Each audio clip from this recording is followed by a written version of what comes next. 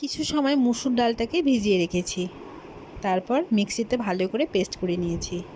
তারপর এর সাথে মিশিয়েছি একটু লবণ, একটু মিষ্টি, একটু কালো জিরে আর একটু লঙ্কার গুঁড়ো। ওদিকে আবার লাউ পাতাটাকে ভালো করে ধুয়ে পরিষ্কার করে পেছনে যে আঁশগুলো থাকে সেগুলো ছাড়িয়ে নিয়েছি। ভালো করে ধুয়ে নিয়ে তারপর গরম জলে একটু ভাপিয়ে নিয়েছি।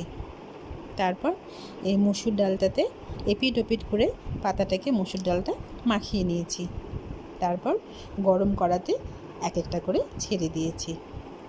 অনেকে অনেক কিছু দিয়েই করে, কেউ নারকেল কুড়া দেয়, কেউ মুসুর ডালের সাথে চালের গুঁড়ো দেয়, বেসন দেয়। আমি শুধু ডাল দিয়েই করেছি, কিন্তু খেতে ভীষণ ভালো হয়েছে। আজকে দুপুরে খাওয়াটা একদম জমে গেছে। তোমরাও একদিন ট্রাই করো বন্ধুরা।